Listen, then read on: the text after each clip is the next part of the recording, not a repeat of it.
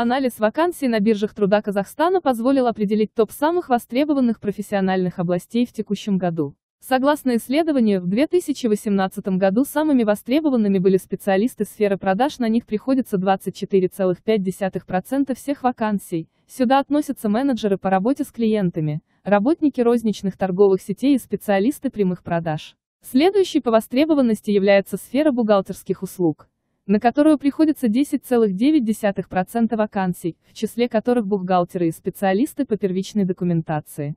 Не намного менее востребован административный персонал, 10% вакансий, среди них офис-менеджеры, секретари, делопроизводители и ресепшн. Четвертой по популярности запросов является сфера IT и телекоммуникаций с 8,5% вакансий. Здесь в основном требуются сотрудники, разбирающиеся в программировании, IT-разработках и телекоммуникациях, а также инженеры и системные администраторы. Еще 8,3% вакансий приходится на сферу маркетинга, нужны специалисты по работе с клиентами, дизайнеры, интернет-маркетологи. Остальные вакансии приходятся на сферы финансов, производства, строительства, транспорта и туризма.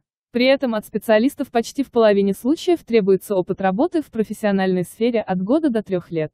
Стаж выше требует четверть работодателей, а специалисты без опыта работы готовы взять только 18% компаний. При этом подавляющее количество работодателей, почти 94%, выдвигают обязательным условием приема на работу полный рабочий день.